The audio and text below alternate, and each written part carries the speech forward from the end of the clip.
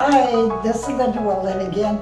I just want to tell you a little bit about a statement I used to make. I used to tell women that, oh yeah, if your husband died, you get married again, and they kept saying, no, we're never going to get married again. And I thought, I always thought I wanted a husband. I guess thought they would give you something that you didn't have, or whatever. But I got to tell you how the Lord worked out that situation out in my life. And I'd just like to say right now that I am not interested in any man as far as marriage or any kind of relationship with a man. But I have to tell you how the Lord brought that about. It was kind of interesting. But anyway, when I worked for Dr. Garcia there in Beech Grove and walking back and forth to work, I had to walk past this fire department station. And anyway, eventually there was he was a nice looking guy.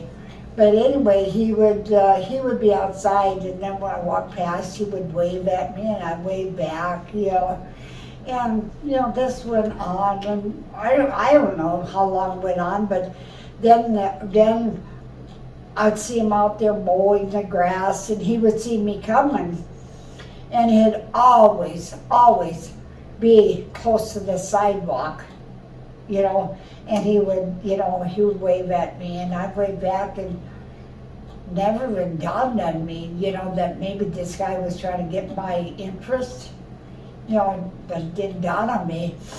Well, anyway, there were times that I walked past, they would be out there washing their fire truck, and and he would wave. One time I walked past it, and the next thing you know, the fire truck horn tooted. And I thought, what? And I just thought it was interesting, and finally about the time that I realized that that this guy might be trying to get my attention, it was about that time that Dr. Garcia had to give up his office there in Beech Grove, and he moved to a different location.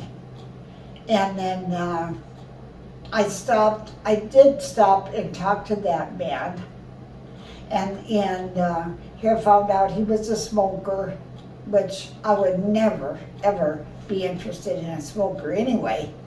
I'm just saying, I'm telling you that because the Lord protected me against myself even, because even at that time, maybe, I don't know, because I was lonely, I might have done something. I don't think so, but you never know, So anyway, that was that.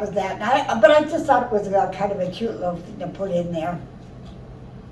Well, then later on, I was surfing one of the websites for single men, and came across the name of a man in California. So I started texting him, and we text back and forth, and things like that. And then I don't know how long we did that, and finally we exchanged. I gave him my phone number, and he called me, and this went on for 8-9 months, or even longer than that. I'm not even sure, but anyway, he invited me to come out to California. So I thought, well, that's a good, I'll go out there and meet him. And his daughter lived in Tennessee. Well, I didn't have any place to stay out there, so he invited his daughter to come out. And, I would stay in his house with his daughter, and he had a little guest house in his backyard. So he slept in the guest house, and his daughter and I stayed in the house, so I got to meet him and everything, had a good time. And he even invited his friends from Oregon down to meet me, and there was some friends that that live in further south in Southern California, they came up to meet me. So I thought, well, this is interesting. This is going well. Anyway, they later on they were having some kind of get together or up there in Eugene, Oregon, and he asked me if they paid for my plane ticket, if I'd be willing to come. And I said, sure, and again, I didn't have any money for a motel room or anything like that, so he, again, invited his daughter, and she came, and she and I shared a motel room, and he paid for it. So I got to see him again. Well, that was nice. Well, then I don't have a timeline in any of this, but later on, the girls and I, my two daughters and I, we flew out to Sacramento. He lived in Alameda, California. Well, we went out to Sacramento because they had some kind of a weekend church camp or something like that he invited us to. So, we went out there and, spent time with the people out there again and, had a nice time. Well, it was maybe a few months after that, the things started to go south. And he kind of, I thought, made it sound like he was not interested in anybody else. He kind of made it sound like I was the only one that he was talking to, and whatever. And I had found out that he had just been recently widowed, which I didn't know from the very beginning. But, he wasn't interested in marriage yet. But also kind of found out, or kind of thought that maybe he was, talking to somebody else, some other women, things like that. And not that he didn't have a right to, because he did, but don't let me believe that I'm the only one. So I asked him straight out, well, I thought he lied to me, so I asked him straight out if he lied to me or was telling me the truth, whatever. That was the wrong thing to do. It wasn't very long after that, things went really south, and we split up. And not just split up, or quit talking, or quit communicating. And I praise the Lord because it worked out that way. Because again, the Lord has a purpose for everything. Okay, now I was just going to tell you about one last old boy that I met there in Indianapolis at a gospel sing. He finally wore down my resistance, and I went with him to a flea market.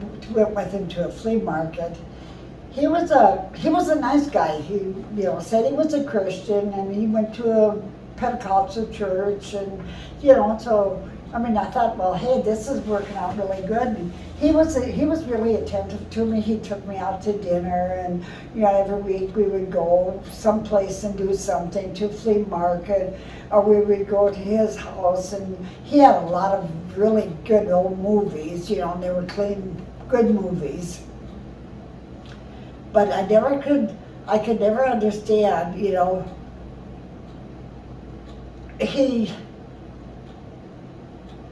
was kind of funny, because, and this didn't happen right away. I don't know what he was expecting, or what I was even expecting, but it was funny that he would, back in those days, you could hear when people call you, they leave you a message, and he would let his message machine pick up. But instead of having it where you couldn't hear it, he would have it turned on. So when I was there, I would hear who was calling him and exactly what they were saying. And he had this other old gal from the Pentecostal church. She was calling him. She was leaving him messages. And I thought, why is he letting me listen to those? But as naive as I was, I didn't put two and two together, not right away. Eventually I did, but not right away. But anyway, this is maybe months and months later, but he used to tell me that he felt sorry for her because she was some old skinny old gal, and here I was, and I was a little bit on the heavy side. And he once told me that he had never gone with anybody, heavy, on the heavier side. And I thought, well, that's kind of interesting. And he had a nice house, and we'd sit out on his porch, and just nice, And but I still couldn't figure out why he was doing that. One day we were sitting out in his porch, and I happened to think of something, and I said, Did you ever tell this other lady that you felt sorry for me because I was heavy? And he said, have you been talking to her? Immediately, I knew exactly that was what was going on.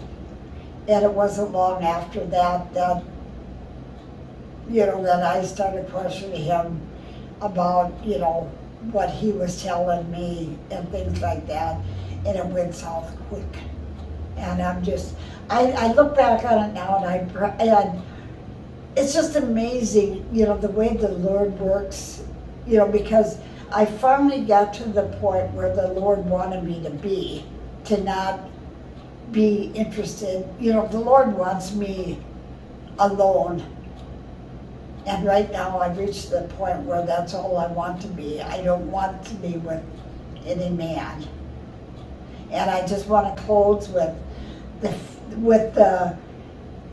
letting you know that the Lord meets our emotional needs. We don't need somebody else out there to meet our emotional needs. God is the only one that can do that. And I just want to say to you that's listening that if you're expecting somebody else other than God to meet your emotional needs, it's not going to happen.